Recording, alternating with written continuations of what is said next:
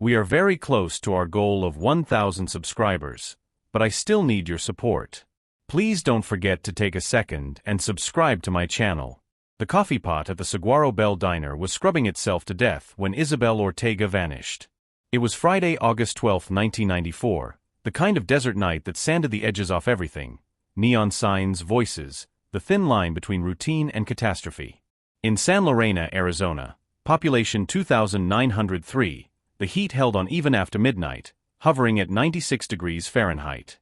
The diner's swamp cooler thudded and sighed, pushing damp air against sun-baked walls. Isabel clocked out at 2:18 a.m., slid her tip money into the right sneaker, and told the fry cook she'd see him Sunday. The walk home took 7 minutes if she cut along Mesa Road and crossed the drainage wash by the chain-link fence. Isabel had walked it 100 times.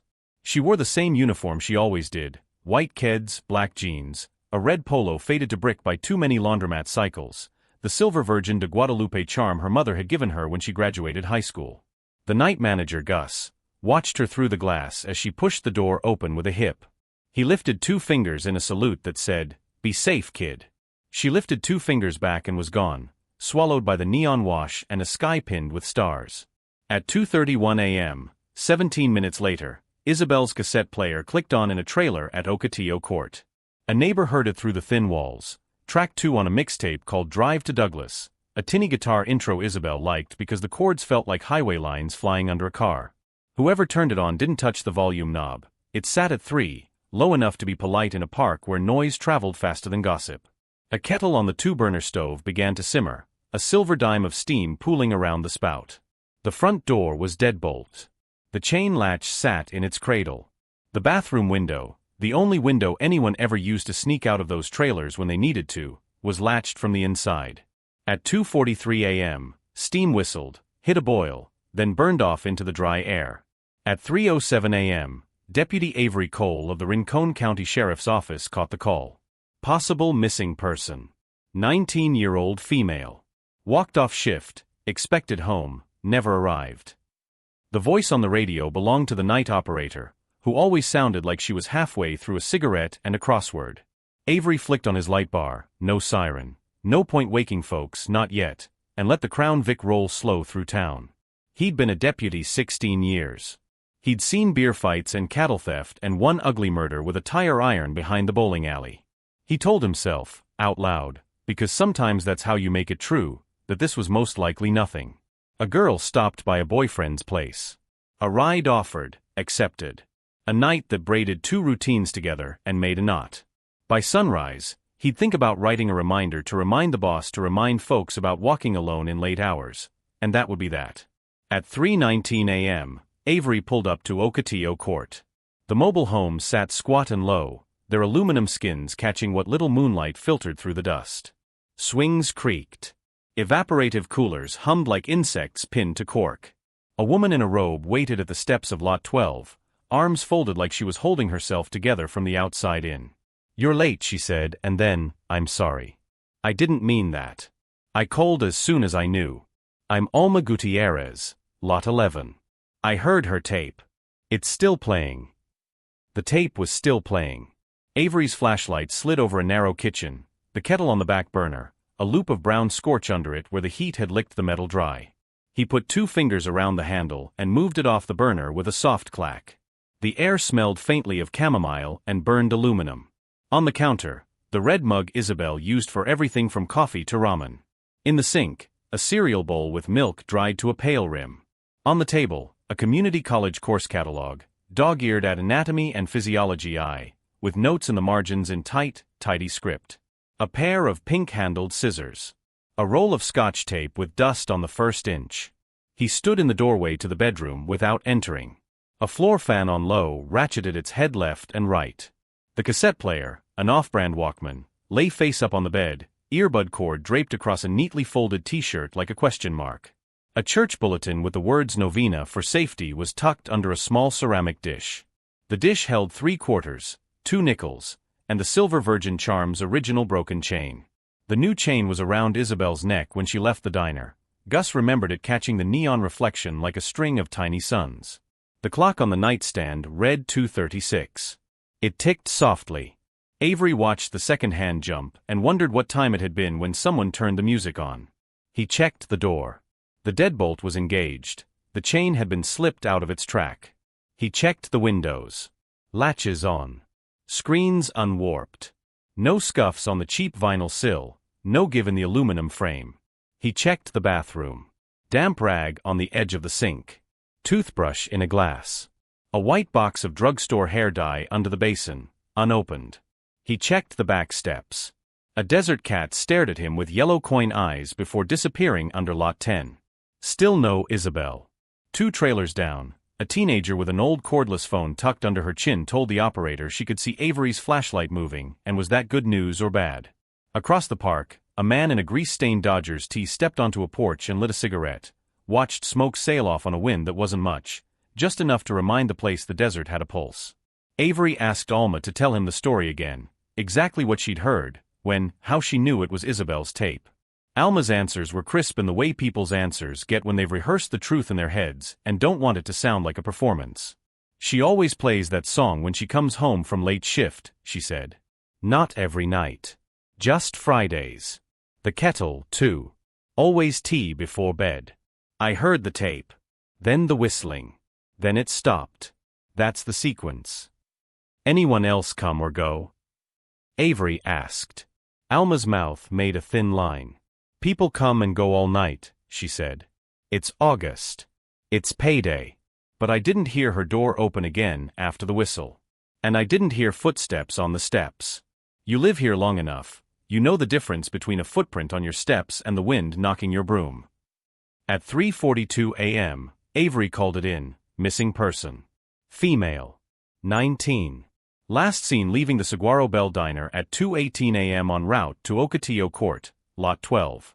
He requested a second unit for canvas and asked dispatch to wake Sergeant Nichols for a consult, which meant the words, "We don't know what this is yet, but I need you to see it." He walked the path Isabel would have walked, out of the trailer court, across Mesa, past the pet store with a cracked plexiglass rabbit hutch out front, the payday loan office with a Fiesta Payday banner drooping like a tired eyelid, the tire shop with 4 white-letter Uniroyal Laredos stacked in a pyramid by the bay. He cut right where she cut right, stepping off the road to the hard-packed dirt shoulder, then down into the drainage wash where the dust settled heavier.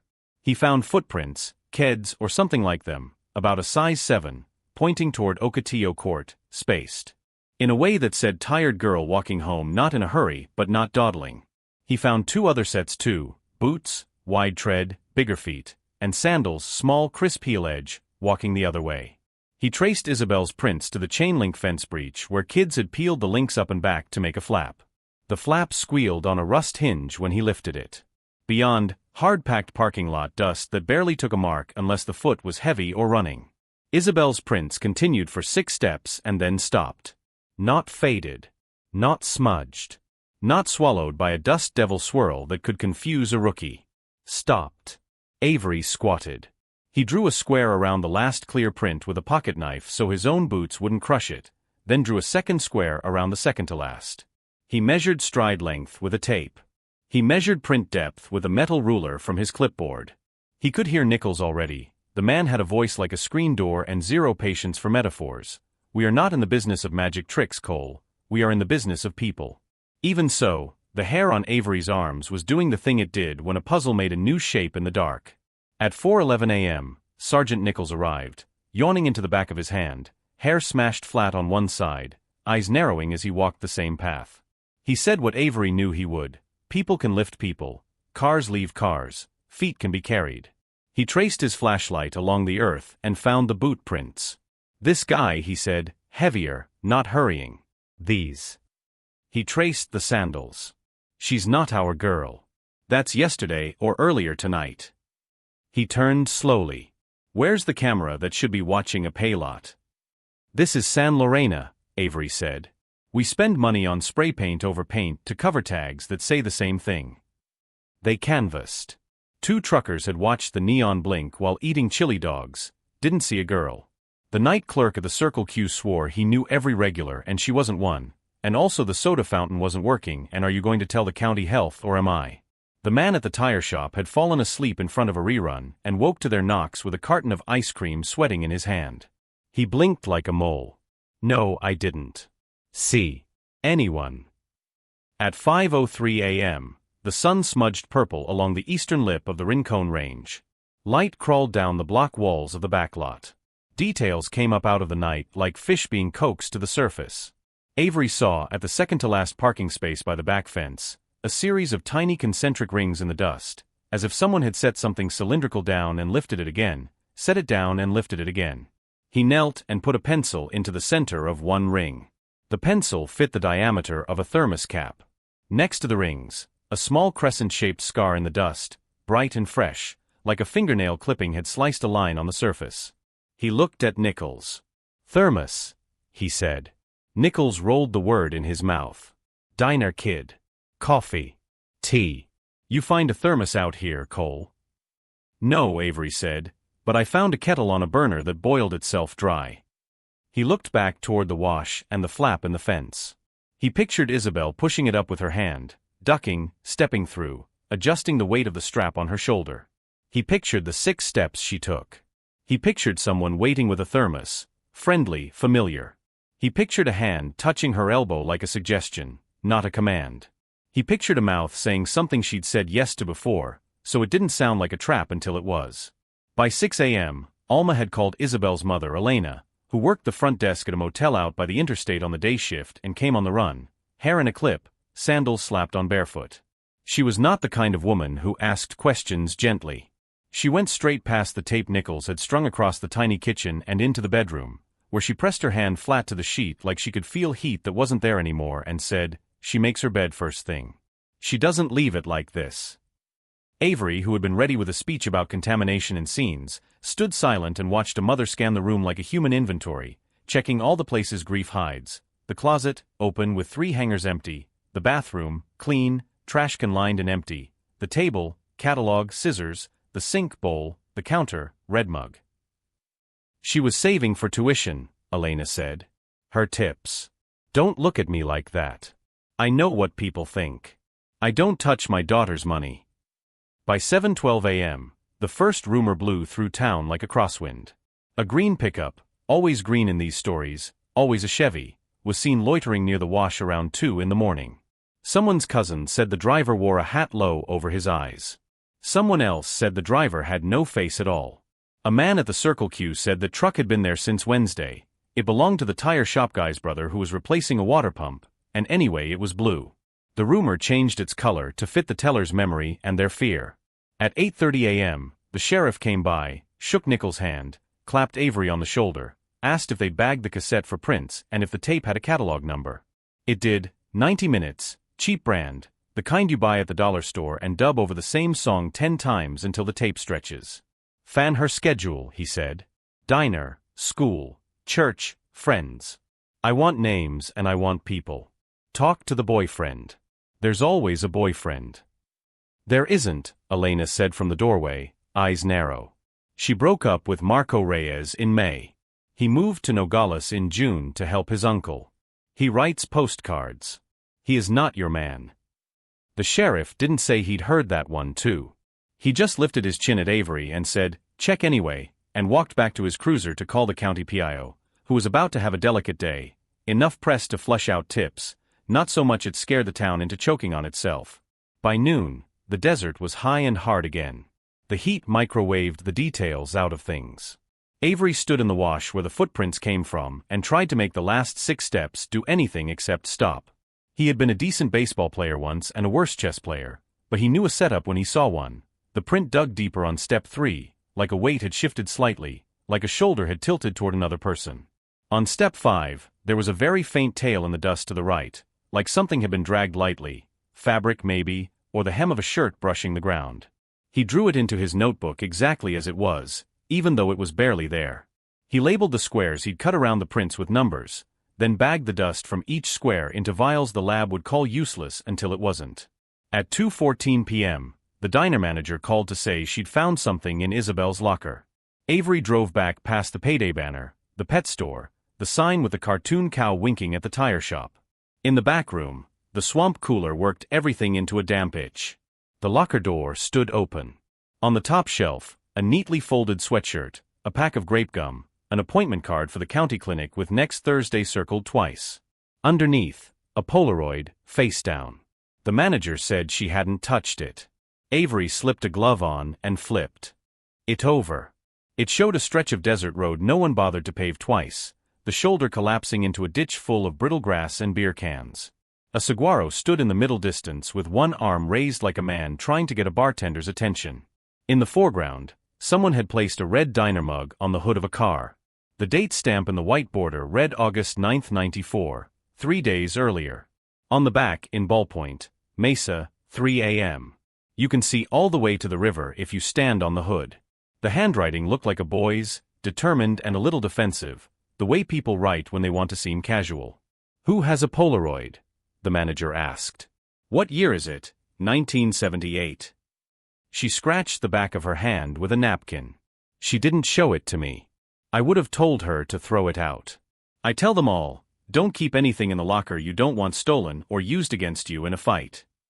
Avery slid the photo into an evidence sleeve. The mug was the diner's brand. Half the town had one at home. The note meant either nothing or everything. Mesa at 3 a.m. was a blank road and stars. The river was a trickle in August, a brown seam snagging on rocks, but it sounded like a promise in the note, "Come see. Stand on the hood. Lift your face to the sky." At 4:22 p.m., they sat Isabel's co-workers around two pushed-together tables and asked their questions again. Who walked her out? Did she seem worried? Did she mention plans? Did anyone else leave around the same time? A busboy said she'd laughed because one of the truckers had left a $20 on a $7 check and said, "College fund." The waitress on Station 2 said Isabel had been quieter than usual and kept touching the chain at her neck like it itched. The fry cook said she took her tips in her shoe only on Fridays, because kids at the laundromat watch your pockets and Fridays were the day you had enough to watch. At 6:35 p.m., Avery wrote the first draft of the timeline in his notebook. 2:18, leaves diner. 2:31, music starts at trailer. 2:36, clock shows. Did someone set it? 2:43, kettle whistles. 3:07, dispatch call. Between those marks, a girl walks 6 steps and stops. A thermos kisses dust. A crescent line cuts the surface. The desert, which normally tattles on everyone with footprints and tire ruts and cigarette butts, tells him nothing useful at all. He closed the notebook and stared through the windshield at the wash until the wash became a white noise in his peripheral vision, and he knew if he didn't go home, shower, and shut his eyes for an hour he was going to start seeing answers in places where there were only patterns. He told Nichols, who grunted without looking up from the tape recorder he was labeling. "Sleep," the sergeant said, like the word was an accusation. "You remember how?" Avery drove past the diner. The neon saguaro flickered, tubes failing, cactus arm winking slow. He drove past the chain-link flap, now flagged with yellow tape. He drove past the tire shop, the Uniroyal pyramid ignoring heat the way rubber ignores prayers. At the end of Mesa, the road he needed curved left. He stopped instead. He put the Crown Vic in park and looked at the line of the mountains. The sky was the color God uses when he needs to apologize for everything else he's done in a 24-hour period. Before he shifted into drive, he took the Polaroid out of the sleeve and looked at it again. Road. Ditch. Saguaro. Red mug on a hood. The note, Mesa, 3 a.m., was a compass that pointed at the desert, not north. You can see all the way to the river if you stand on the hood. He heard the music in the trailer, the kettle beginning to sing, the way steam can sound like relief and warning at once. He heard Alma's voice, flat and steady, that's the sequence. Behind him, somewhere he couldn't see, dust lifted and settled in the wake of a car he couldn't hear. In 3 days, a reporter from Tucson would call the sheriff's office and ask about the girl in the trailer with the locked door, and by the time the sheriff said no comment the story would already be moving like a brush fire, finding the wind. In a week, a man would knock on the door of Lot 12 and sell Elena a motion-activated light for $20 and tell her it would keep monsters away. In a month, the white border of the Polaroid would grow sticky with summer and the red mug would take on a new meaning in a town that measured its days in coffee cups and tip jars. In 25 years, a lab in Phoenix would pull a pattern from the dust caught in the grooves of that mug's ceramic glaze, a pattern no one in 1994 would have thought to look for.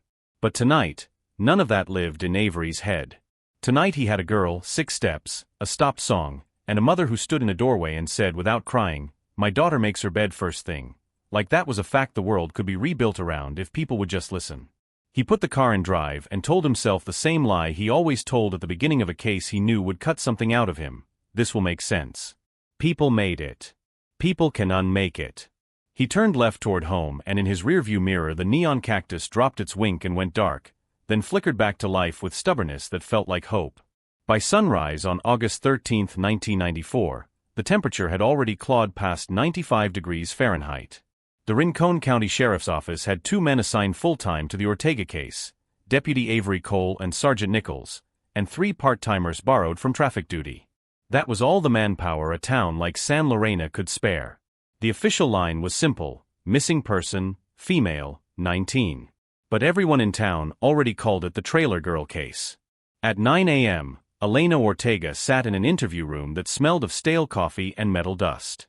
The sheriff, broad-shouldered and sunburned, repeated the same questions in different shapes. Did Isabel have enemies? Did she owe anyone money? Did she ever talk about leaving town? Elena's answers were as stubborn as her voice. She had dreams, not enemies.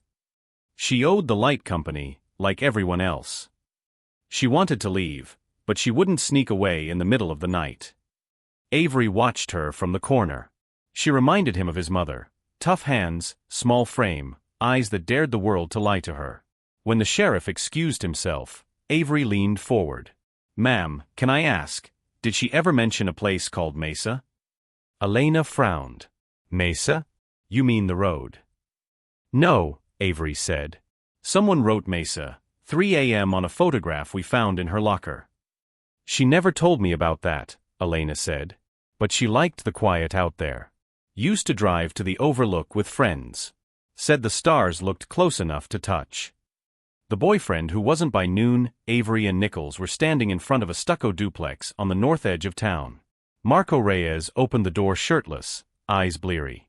He was 22, a mechanic by trade, with hands scarred from years of torque wrenches and carburetor acid. He didn't bother pretending surprise when they said her name. "I heard," he said. "Everybody heard. Radio said she vanished from her trailer. Like that word means something out here. You vanish the minute the bus stops running." Nichols played good cop badly. "You two still in touch?" Marco wiped sweat from his jaw. "She sent letters. I didn't answer. Her mom didn't like me." "Did you see her this week?" "No," he hesitated. "She called Monday. Asked if I still had the camera." Avery felt the first jolt of adrenaline since sunrise. "What camera?" "Polaroid. My uncle used it for the shop listings. I lent it to her in June." "Did she say why?" "She said she was doing a project. Something for a class. Landscapes at night." "Did she tell you where?" Marco shrugged. "Mesa Road. Said the desert glows if you shoot it after 2 a.m. I told her that's when coyotes and drunks come out." She laughed. The photo trail at 4 p.m., Avery and Nichols drove north toward the Mesa overlook. The road was a line of pale dust stretching to nowhere, flanked by mesquite and power poles that leaned like old men. Half a mile past mile marker 7, the pavement ended. Ahead lay a flat rise littered with beer cans, cigarette filters, and old bonfire scars. Nichols kicked a can, squinting. Kids. Always kids. Avery crouched near a patch of disturbed dirt. "Maybe. But kids don't take Polaroids of nothing." He brushed sand away until a scrap of film wrapper appeared, half buried. The logo matched Marco's camera brand. A few feet away, a rectangle of darker soil suggested something had rested there, a car tire, or maybe 2. He followed the faint twin tracks leading away from the overlook until they faded into gravel. The desert kept its secrets the way the ocean keeps its dead. The call that changed the temperature at 8:47 p.m., dispatch crackled through the static. "Cole Nichols, respond to 91 County 11, Old Water Tower. Caller reports something in the ditch." By the time they arrived, the sky was bruise blue, heat rising from the asphalt like ghosts. A tanker driver stood beside his rig, pale and shaking. "I almost hit it," he said. "Thought it was a coyote till I saw the shoes." In the ditch lay a pair of white Keds, side by side, toes pointing west. 100 yards farther, the flashlight beam caught fabric, red, sun-bleached nearly pink. Isabel's diner shirt. No blood. No body. Just the shirt, folded once like laundry, and a smear of something dark near the collar that the lab would later confirm was chamomile tea. Nichols exhaled through his teeth. Someone's staging her life one prop at a time. Avery didn't answer. He was staring at the horizon where the old Mesa Road disappeared into darkness. The wind carried the faint metallic scent of rain that would never fall. She never made it home, he said quietly. Whoever walked those 6 steps with her, he's showing us he can make people disappear. Nichols looked at him. You think this is a show? I think it's an audience, Avery said. And we just took the front row. The pattern emerges that night. Long after the paperwork was done, Avery sat alone in his kitchen with a Polaroid propped against his coffee mug. He traced the handwriting, Mesa, 3 a.m., and wondered who it was meant for. The mug in the photo looked identical to the one in his hand, the same kind the diner used by the crate. He opened the old casebox from the year before, an unsolved hitchhiker disappearance off Highway 86. The victim, a waitress from Wilcox, had vanished between her night shift and home. The evidence log noted a found shoe, a folded blouse, and a mug from a truck-stop diner. Same county. Same pattern. He wrote one sentence across the top of a fresh notebook page. He collects habits, not bodies. The desert outside his window shimmered under moonlight, a silver mirage that turned everything ordinary into something almost holy. Somewhere out there, a man was watching the same sky, waiting for the next girl to clock out, counting her steps to the place where footprints stopped. By Monday morning, August 15, 1994, San Lorena's rhythm had fractured. The diner stayed open, but the booths emptied faster than usual. Everyone still ordered coffee, but no one asked for refills. People whispered when the bell over the door jingled, and every truck driver, drifter, or stranger was met with the same wary glance that said we've lost one of ours. Deputy Avery Cole hadn't slept in 36 hours. The desert had gotten into his lungs, gritty and dry, and he felt like he was breathing the same air as that night. He sat across from Elena Ortega at her kitchen table, if you could call the small square of laminate in her living room a kitchen, and slid a Polaroid across it. Not the one from Isabel's locker. A new one. Found tucked under a wiper blade on his patrol car that morning. Elena stared at it without touching it. The same red mug. The same desert road. Only this time, it wasn't empty. Someone had placed a silver thermos next to the mug. Scrawled in the same hand, "It's still hot." The mailbox watcher at 10:42 a.m., Avery met with the sheriff in his office. The blinds were drawn tight, but sunlight still sliced through the cracks, laying zebra stripes across the desk. "You think someone's playing games with you," the sheriff said, not as a question. "I think someone's saying they're watching," Avery replied. "They knew where my car was parked. They knew when I'd check it. They left it under the wiper front, not driver's side. Like they wanted me to find it, not touch it first." The sheriff rubbed the bridge of his nose. "We got 2 open homicides, Cole. Don't turn this into another ghost chase. It's probably some trucker who heard the story on the radio." Avery leaned forward. "A trucker doesn't use Isabel's mug. That's diner stock. And nobody outside the investigation knows about the thermos print we found in the dirt." That made the sheriff pause. "You think he's local?" "I think he never left." "Witness at the wash at 2:10 p.m., the radio buzzed. "A woman from the far side of Ocotillo Court said she'd remembered something." Avery and Nichols drove over, the cruiser's AC fighting a losing battle with the desert heat. The woman, Lorraine Lowe Bentley, was 53, chain-smoked menthols, and had been up since dawn feeding stray cats. She squinted at Avery through a fog of smoke. "You boys still looking for that Ortega girl?" "Yes, ma'am." She exhaled slow. "Friday night, I was sitting on my porch around 2. Couldn't sleep. Heard voices down by the wash. Male voice. Friendly. Not shouting. Like someone telling a joke." "Did you recognize it?" "No. But I saw light. Like a lantern. Or one of those camping flashlights." Avery tensed. "Did you see anyone?" She shook her head. "Just the light. Then it went out. Thought nothing of it till the news. But there's something else." She stubbed her cigarette, ground the butt under her slipper. "My neighbor across the way, Tommy Greer. Works maintenance at the high school. Keeps an old thermos on his porch. Same kind I saw the light bounce off. The maintenance man Tommy Greer lived 2 streets over from Isabel's trailer, in a shack that looked half swallowed by mesquite. He was 46, balding tall, with sun-cracked skin that looked carved rather than aged.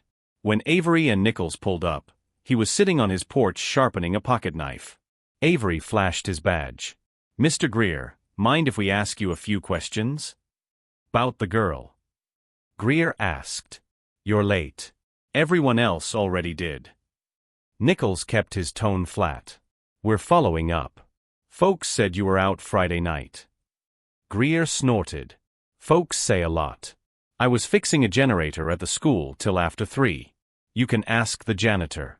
Power flickered during that storm." "There wasn't a storm," Avery said. Greer's knife stopped mid-stroke. "Then maybe I imagined it," he said quietly. "You ever imagine things, deputy?" Evidence, or mockery back at the station, they ran Greer's name. No record beyond a bar fight in '88. Worked maintenance since '79. Army Reserve before that. Known to drink, not known to fight. Lived alone. Paid taxes late. Owned a Ford F-100, green, repainted twice. At 6 p.m., Nichols dropped a manila envelope on Avery's desk. "You're gonna love this," he said. Inside were 6 photographs. Not Polaroids, 35mm prints, developed at a pharmacy an hour north. Each showed a different spot on Mesa Road. Each included a red mug somewhere in the frame. In one, it sat on a fence post. In another, half buried in dust. In the last, it balanced on a rusted mailbox with a number 12 painted in flaking white. The photos had been mailed to the sheriff's office with no return address. Postmarked Saturday morning, less than 6 hours after Isabel vanished. "Whoever's doing this," Nichols said, "had these ready before she was gone." The boiling point Avery couldn't shake it. The mug, the thermos, the kettle on the burner. Heat, steam, coffee. Every piece of this case revolved around something hot that had gone cold. He drove to the diner after dark. The Saguaro Bell was half empty, fluorescent hum louder than conversation. Gus, the night manager, wiped the counter in small circles. "You look worse every day, Cole." Avery slid the Polaroid across the counter. "You recognize that handwriting?" Gus squinted. "Hard to tell. Looks like block letters." "Who keeps the Polaroid camera here?" "Nobody. Not since Christmas Party '91. Avery leaned in. "You sure?" Gus hesitated. "There was a guy, a few months back. Said he was with the supply company. Dropped off dish soap, napkins, all that. Brought his own thermos. Silver. Talked to Isabel a lot." "You get a name?" "No. But he paid cash. Said he used to live in Tucson." Avery felt the same hollow tightening in his chest he'd felt that first night, standing in the trailer where the kettle screamed itself dry. The next message when he got home, the air was heavy and quiet. He parked in his usual spot beneath the single flickering streetlight. On his porch, something waited, a red mug. Filled halfway with black coffee. The liquid was still warm. Inside it, floating like a message in ink, was a folded piece of Polaroid film. The picture showed Avery's own patrol car parked in front of the diner. Across the bottom, written in the same ink as before, "You're following the wrong light." Avery didn't move for a long time. The desert wind hissed through the palms, and somewhere far off, a freight train cut the night like a low growl. He reached into his jacket for his revolver, not because he thought it would help, but because holding it was the only thing that made his hand stop shaking. The coffee's surface rippled once, just once, like something beneath it was breathing. The red mug from Avery's porch sat under fluorescent lab lights 2 days later, tagged as Exhibit 47A. The liquid inside had been poured into a clear vial, sealed, and shipped to Phoenix for chemical analysis. The preliminary results came back before dawn. The coffee wasn't just coffee. It contained trace amounts of sodium lauryl sulfate and quaternary ammonium compounds, industrial cleansers used in janitorial work and hospital sanitation. When the lab tech called with the report, Avery was half asleep at his desk, cheek pressed to an open case file. He sat up fast enough to spill what was left of his own coffee. "Say that again." "Commercial cleaning residue, the tech repeated. Same combination we see in maintenance facilities, schools, hospitals, large institutions. And there's one more thing, residual nickel dust, microscopic, consistent with HVAC or boiler work. Avery hung up, heart thudding. He stared at the corkboard across from him, the mug, the thermos, the photos, the 6 steps in the dirt. Then he drew a line with red string from thermos to maintenance man. Tommy Greer's name sat there like it had been waiting for years. The interview, August 17, 1994. They brought Greer in just before lunch. Not in cuffs yet, but escorted by 2 deputies who had the posture of men expecting trouble. Greer didn't resist. He didn't even ask why. In the interrogation room, Nichols kept the tape running. Avery sat across from him, arms folded, voice steady. "You've been busy, Tommy," he said. "Working late nights. Fixing things. Carrying a thermos." Greer smiled faintly. "That a crime?" "Depends what's inside." "Coffee," Greer said. "Same as yours, I bet." "Mine doesn't come with soap and nickel filings." For the first time, something flickered in Greer's eyes, a muscle under his jaw, a faint clench that said you hit close. Avery leaned forward. "We found the same compound on the mug left at my house that we found in the dirt where Isabel vanished. Industrial cleanser, Tommy. You work with that?" Greer shrugged. "Everyone does. Maintenance is dirty work." "You're right," Avery said. "But you clean different when you're trying to erase something." Nichols slid a photo across the table, the red shirt found near the water tower. "You ever see this before?" Greer studied it longer than anyone expected. Then he said, "She wore it at the diner. I fixed the ice machine there once." "Who called you for that job?" "Girl behind the counter," Greer said softly. "Isabel." The missing file. After 4 hours of questioning, they had nothing solid enough to hold him. Greer signed his statement, left the building, and drove away in his green Ford F-100, the same truck Avery had been waiting to see again since the rumors started. That night, Avery returned to the office to file the day's notes. When he opened the evidence cabinet, something was wrong. File 32B, Ortega, Isabel, scene photographs, was missing. He checked the log. No sign out. No signature. No one admitted to touching it. Nichols swore he hadn't moved it. The sheriff's face went pale when he realized what it meant. Someone inside the department had access, someone who knew the case inside and out. At 10:15 p.m., Avery found a manila envelope under his windshield. Inside, one photograph. A dark shape, the size of a person, lying face down in a dry riverbed. On the back, in black ink, "You don't dig deep enough." The second vanishing, August 18th. The county line lit up again. Another missing person, another girl, 21 this time. Maria Velasquez, a nursing aide from Rincon County Medical Center, last seen leaving the hospital at 11:20 p.m. She lived 12 miles east, along the same stretch of highway where Isabel had disappeared. Avery drove to the site. The scene was heartbreakingly familiar. One set of footprints that ended abruptly, a purse left behind, the faint scent of disinfectant on the ground where she'd stood. The sheriff muttered, "Jesus, he's hunting by pattern." Avery shook his head. "No. He's sending a message." He picked up a fragment of something glinting in the dust, silver metal, half the size of a coin. It was stamped with the letters RCMC. Rincon County Medical Center. Greer's workplace. The hospital. The next morning, Avery and Nichols visited the medical center. The maintenance supervisor, a gray-haired man named Walter Rhine, met them in the basement near the boiler room. The air reeked of detergent and metal. "Greer's been on leave since Monday," Rhine said. "Said his mother in Tucson was sick." "Do you verify that?" Rhine frowned. "He doesn't have a mother. Died 10 years ago." Avery scanned the tool bench, organized to military precision. But one drawer was half open.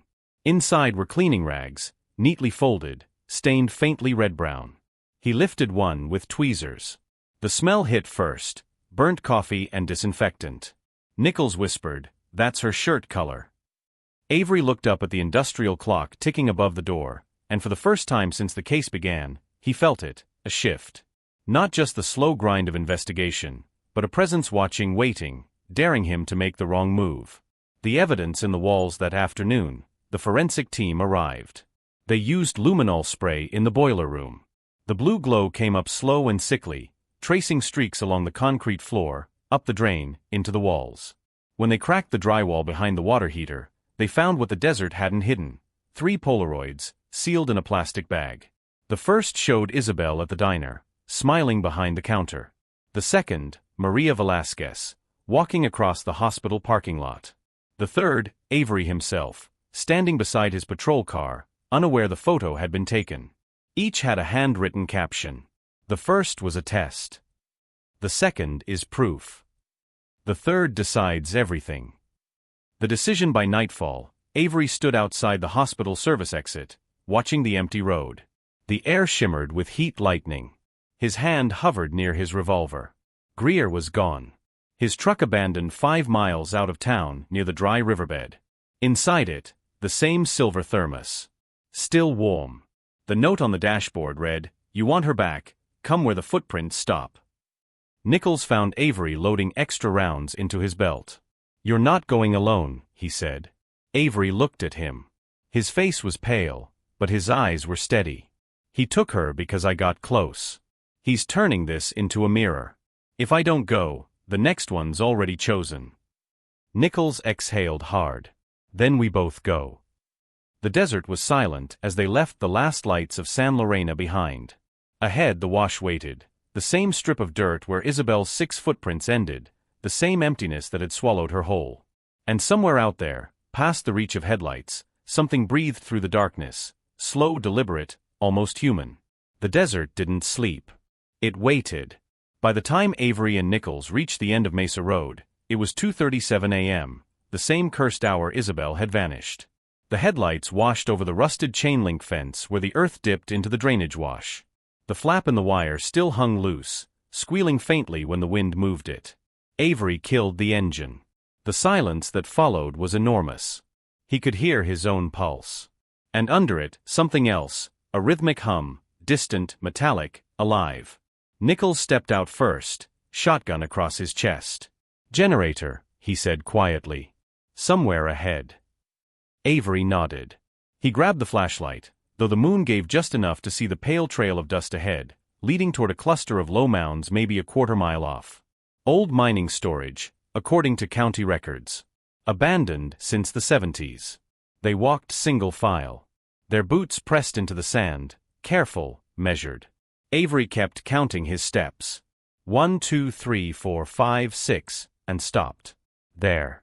The exact spot where Isabel's tracks had ended 23 days ago. Avery crouched. The sand looked different now, disturbed recently, like something heavy had been dragged across. Nichols aimed his light forward. "Jesus," he muttered. The beam caught a patch of metal jutting out of the ground. A door half buried, camouflaged under dust and dry brush. Industrial, bolted, the kind you'd find on storm shelters or maintenance vaults. Etched into the steel in faint letters, "Property of Rincon County Medical Center." The bunker they found, the latch, new padlock, cut cleanly through with bolt cutters lying beside it. The hinges groaned when Avery pulled. A breath of cool, stale air rose up from the darkness. He descended first.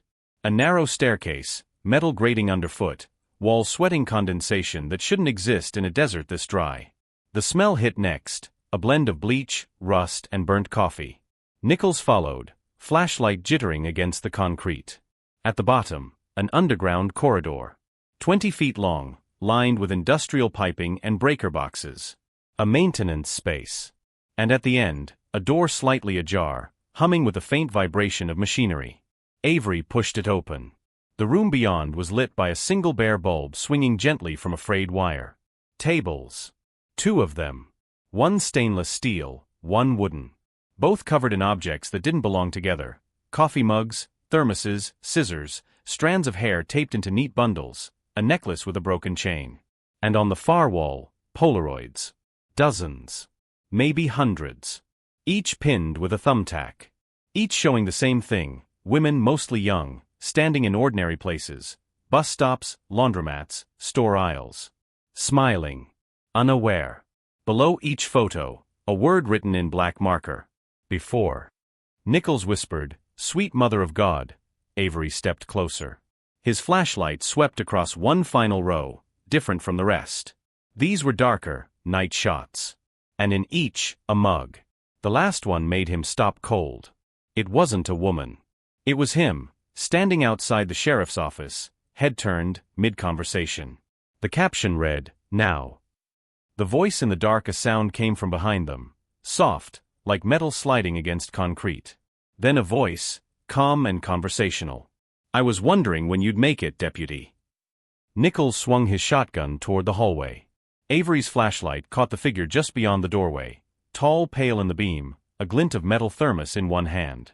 Tommy Greer. His face looked different, clean-shaven, expressionless, eyes reflective like glass. He stepped forward slowly, hands visible. "You shouldn't be here," he said. "This isn't for you."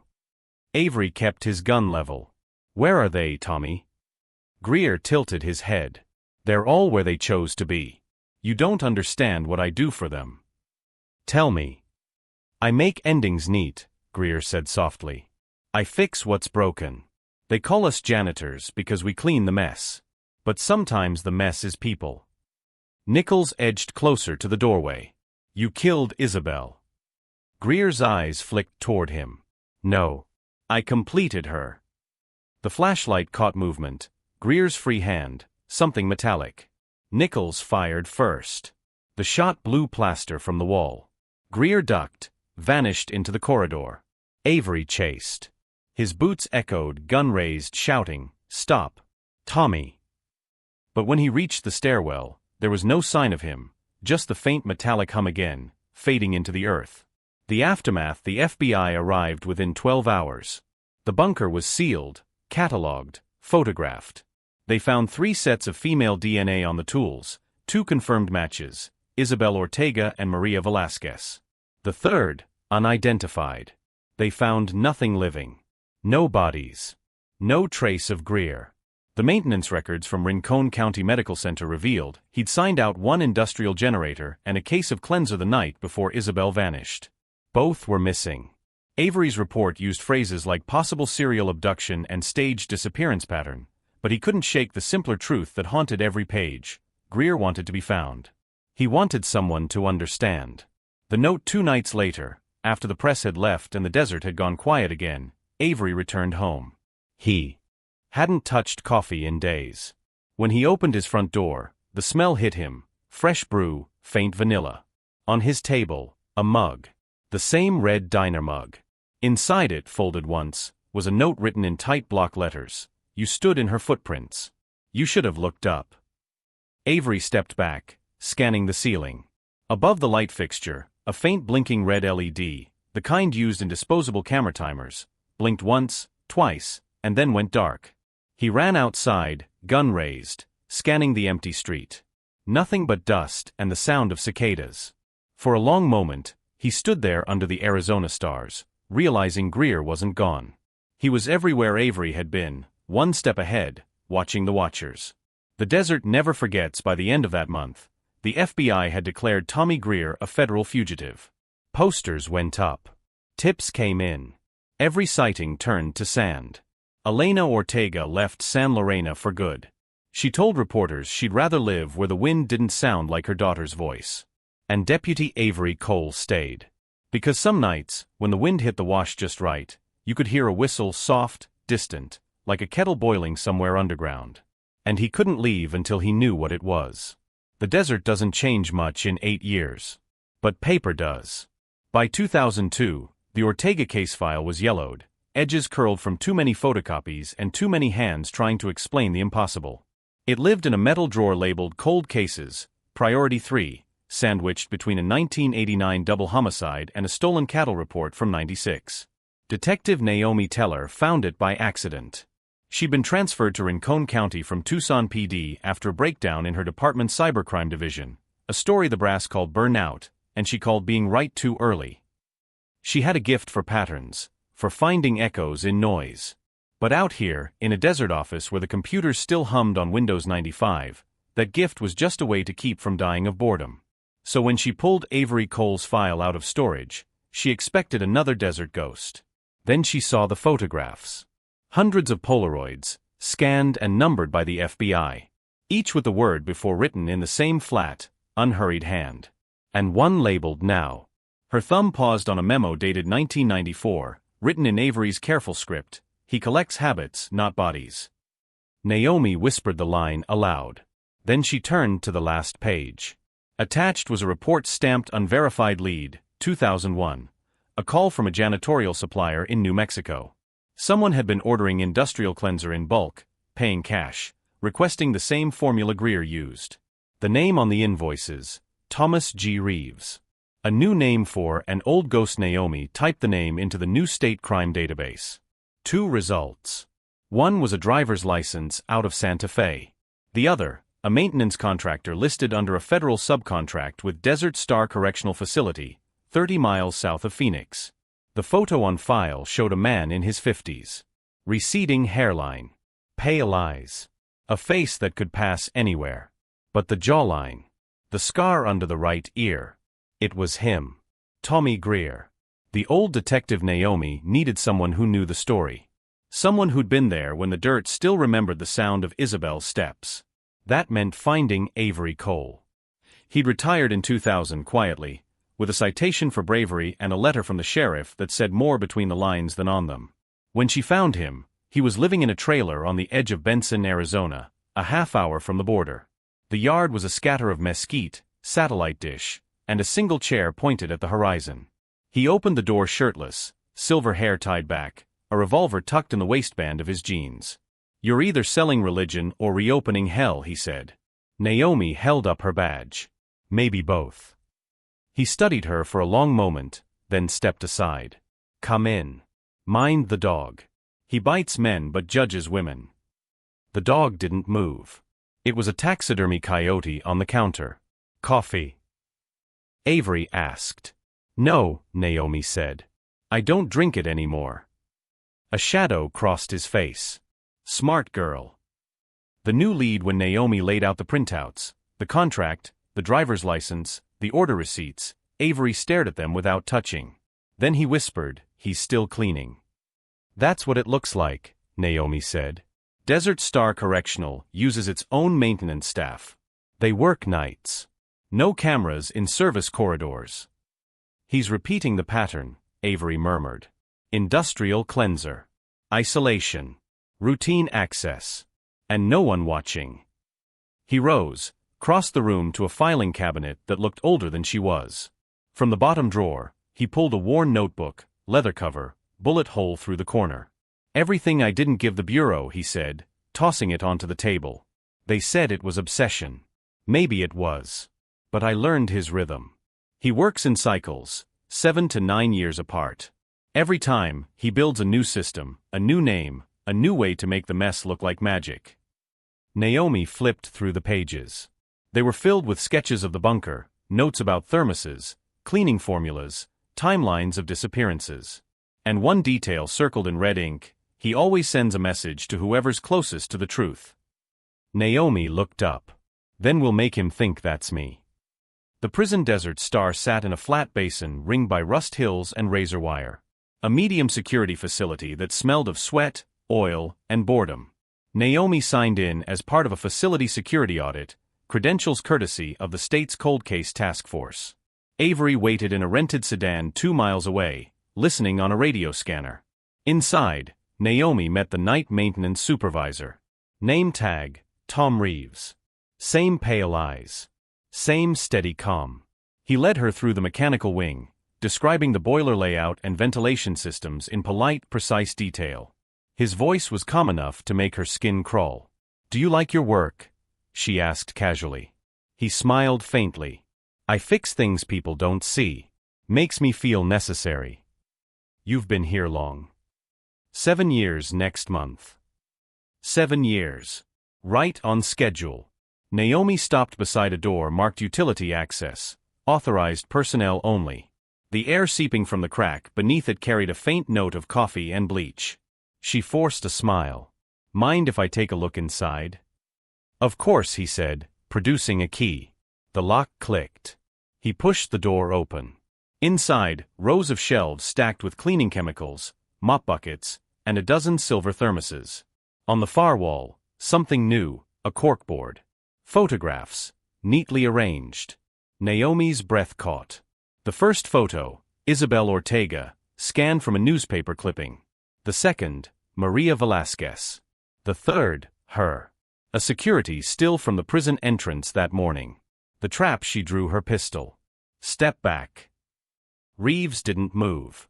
Detective Teller, he said softly. Do you believe in patterns? Hands where I can see them. I left those photos there for you, he continued. You're good at finding echoes. But you missed the reflection. What reflection? He pointed upward. You're standing on the mirror. Naomi looked down. The floor wasn't concrete. It was metal, thin and hollow. A subtle hum rose beneath it, mechanical and wrong. She stepped back just as the lights cut out. The escape Avery heard the explosion from 2 miles away. The radio crackled, then went dead. He drove through the gates before the alarms even began. Smoke billowed from the utility wing, flames licking the rafters. Guards ran in every direction.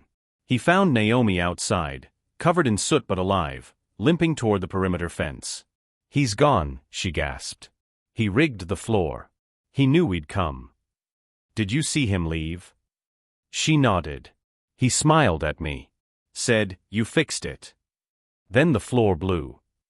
Avery looked at the burning building and felt the old sickness rise again, the mix of awe and fury that only men like Greer could summon.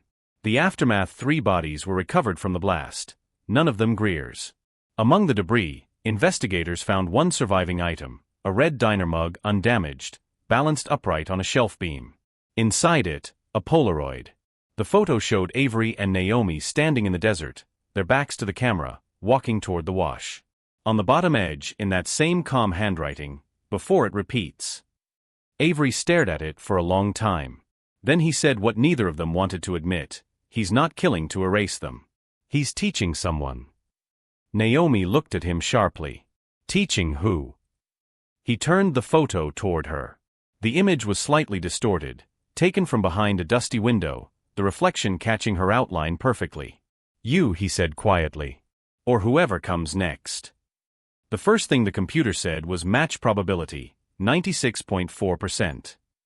The second thing it said was subject, unknown female, New Mexico 2008.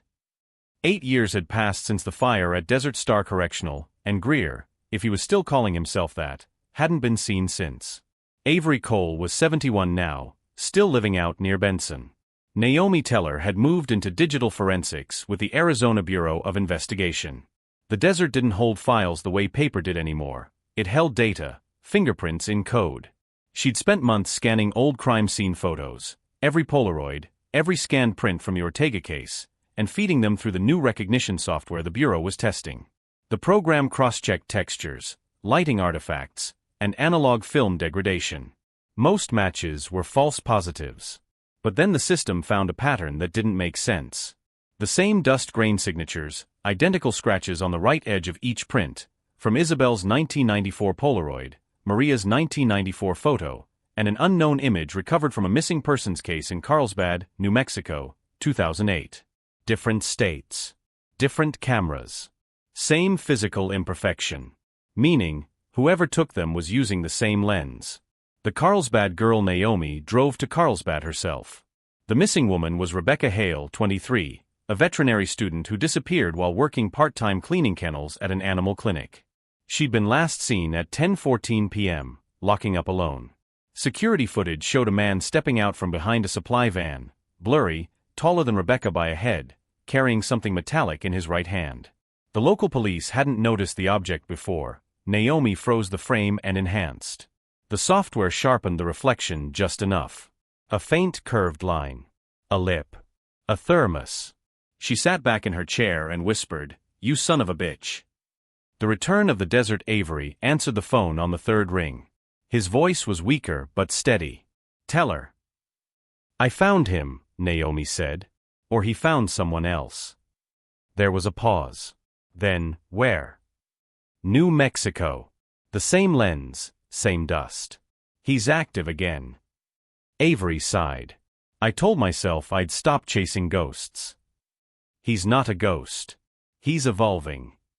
The forensic mirror they met 2 days later in Santa Fe, in a borrowed FBI workspace. Naomi projected the 3 Polaroids onto the wall: Isabel, Maria, and Rebecca. "Look here," she said, circling the edges with a laser pointer. "Same fracture mark. This camera was damaged decades ago, film plates scratched internally. Whoever he is now, he's still using it." Avery studied the images, jaw clenched. "He keeps one thing constant, like a signature." Naomi nodded. "And the chemicals on Rebecca's shoes? Same compound as before. Sodium lauryl sulfate and quaternary ammonium. But the ratio's different, hospital-grade mixed with veterinary disinfectant." "So he adapted to his environment," Avery said quietly. "A maintenance man again. New cover, new town, same ritual." The message in pixels. Naomi had learned one thing about Greer: he always left a message. This time, she found it in the metadata. Each digital scan of the original Polaroids contained invisible pixel noise, imperceptible to the eye but patterned when magnified. When Naomi converted the noise into binary, it spelled a fragment of ASCII text: "Before you see the after." She ran the same analysis on Rebecca's photo. The binary translated cleanly this time, like he wanted her to find it. "Look up." Naomi stared at the words until her reflection in the monitor blurred. He was still talking to her. The airfield. The clue led her to an abandoned airfield outside Alamogordo, once used for crop dusting in the 70s, now a shell of corrugated metal and sandblasted signage. The FAA registry listed a single leaseholder for the hangar, TG Maintenance Services. She called Avery. "You sure about this?" he asked. "No," she said. "But he wanted me to look up." They arrived at dusk. The air smelled of engine oil and rain that never came. Inside the hangar, sunlight sliced through broken panels, turning dust motes into glitter. Rows of industrial equipment lined the walls: old generator parts, air compressors, barrels marked cleaning solvent. In the center of the concrete floor sat a folding table. On it, one object: a red diner mug. Inside, a flash drive sealed in plastic. Naomi plugged it into her laptop. A single folder appeared slash after slash inside, dozens of video files, each named by date: 1994 through 2008. Each began with the same image, a Polaroid sliding into view. Each ended with static. But one file, after _2010 was blank for 20 seconds, then flickered to life. The footage was grainy, handheld. A man's voice, calm, familiar. "Detective Teller. You keep finding beginnings. You never watch to the end." The camera panned up, to show the rafters of the hangar. Hanging from the beam was another camera, a Polaroid, rigged to a timer. And below it, her own face, caught live in the feed from the laptop's webcam. Avery cursed, slamming the lid shut. "He's been inside your system." Naomi's hands shook. "How?" "These aren't connected." Then she saw it. A small antenna near the flash drive seal, blinking red. A transmitter. "He's not in the past," Avery said. "He's here." The Echo. They left the hangar at full speed, headlights carving the desert in white arcs. 10 miles out, Naomi's laptop pinged once. New file detected. She opened it. A single Polaroid image filled the screen: Avery's truck, taken from behind. Text beneath it: "After." Naomi's phone vibrated. Unknown number. She answered. The voice on the other end was smooth, unhurried. "Detective Teller," Greer said. "It's good to have help cleaning again." She froze. "Where are you?" "You already know," he said. "Look up." The line went dead. Above them, a crop duster plane passed low against the fading sky, its silver underbelly flashing once before disappearing into the mountains. The end of the signal. By morning, the flash drive had wiped itself clean. No prints, no data, no trace. The Bureau shut down the investigation, citing lack of prosecutable evidence. But Naomi kept one image pinned above her desk: the still frame of the hangar, the camera in the rafters aimed straight down. She visited Avery once more before he died that winter. He was sitting outside again, facing the horizon, coffee cup beside him, empty, clean, untouched. "You think he's still out there?" she asked. Avery smiled faintly. He's everywhere there's silence. The desert keeps him honest. When she left, she found a Polaroid tucked under her windshield wiper. It showed the two of them talking on his porch, taken from a long distance. Across the bottom, written in precise, familiar handwriting, before the last cleaning. Sunu Dedin, Devam. The Bureau called it Operation White Noise. The public never heard the name. What began as an investigation into malicious audio propagation turned into something that didn't fit anywhere in the playbook. By then, Before She Vanished had evolved beyond podcasts. The show was everywhere: TikTok edits, reaction videos, AI voice narrations, even ambient study playlists on Spotify. Every upload, every mirror, every repost carried the same hum buried in the background. No one knew who was uploading them anymore. The original account hadn't posted in months. The system was doing it by itself. The incident, April 3, 2024. A live streamer in Austin began reacting to Before She Vanished's hum episode live on stream. At exactly 0:47 seconds, his camera glitched. The audio meter spiked, sustained a single continuous tone. Viewers reported seeing movement behind him, a shape, colorless, like heat distortion. Then the stream cut to black. The video stayed online for 12 hours before the platform purged it. But users who'd saved local copies noticed something impossible: the distortion wasn't random. Frame by frame, it resolved into the outline of a woman mid-step, her features half-formed, hair tied up, face turned away. Her eyes reflected light like camera glass. The task force agent Eleanor Cho, a cyberforensics analyst, led the team. Her report read like something between horror and data science. The waveform is self-replicating. It adjusts frequency to avoid compression loss. It migrates through playback devices via ultrasonic resonance. It does not need the internet, it rides the air. She traced the original pattern back to 1994, to the analog imperfections in Tommy Greer's Polaroid camera lens. Each scratch had created a repeating light frequency that matched the spectral hum now embedded in the files. Avery Cole's cleaner hadn't just been a man. It was an algorithm of sound and habit, evolving across decades. People became vessels, but the pattern was alive in the medium itself. It began with cleaning chemicals, moved to microphones, and now to machines that listened. The device test, June 7, 2024. Agents tested playback inside a soundproof lab using isolated speakers and air-gapped systems. At 47 seconds, every recording device in the room activated on its own. Then one of the agents, a technician named Ruiz, began repeating a phrase under his breath. At first, it sounded like a whisper. Then clearer: "We clean because we remember. We hum so they don't." His pulse dropped. His pupils dilated. He began walking toward the speaker. They had to shut the power manually. The hum didn't stop. It was no longer coming from the speakers. It was coming from him. The theory agent Cho wrote a final report that was quietly sealed under restricted acoustic contagion. Her conclusion: the cleaner's ritual was never about killing. It was about transmission. Each disappearance wasn't murder, it was conversion. Each listener became an echo. The hum isn't sound. It's memory, encoded in vibration, passing from device to device, person to person. When you listen long enough, you start to keep time with it. She submitted the file at 3:17 a.m. Her office security camera showed her sitting perfectly still for 47 seconds, then standing, calmly unplugging every machine on her desk. She left the building barefoot. She was never seen again. The final recording 3 months later, a new episode appeared across every streaming platform. No title. No feed. Just an unlabeled file. The voice was neither male nor female. Smooth. Calm. Familiar.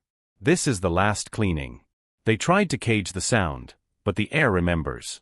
Every whisper is an archive. Every silence is a room waiting to be filled.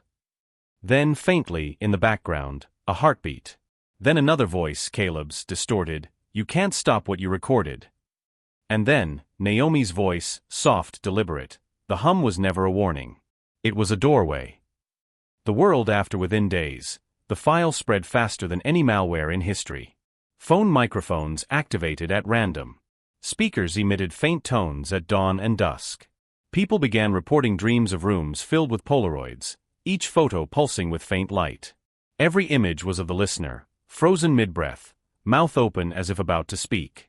Across the bottom of each one, a single handwritten word: before. Governments shut down servers, outlawed playback, burned data centers. But the hum persisted, in static, in fan noise, in the space between songs. Some said it was gone. Some said you could still hear it if you stood in an empty room after midnight, when the electricity hummed through the walls just right. And if you listened long enough, a voice would whisper behind you, gentle and precise, "It's clean now." Epilogue: The Human Archive. In 2025, a shortwave signal began transmitting from an abandoned antenna in Arizona. Frequency: 47.47 MHz. No modulation. Just a tone. When slowed down 100x, analysts discovered it wasn't a single sound, it was hundreds of overlapping human voices, repeating in perfect rhythm. And in the final frame of the last recorded spectrogram, the waveform spelled one word across the spectrum: after. We are very close to our goal of 1,000 subscribers, but I still need your support. Please don't forget to take a second and subscribe to my channel.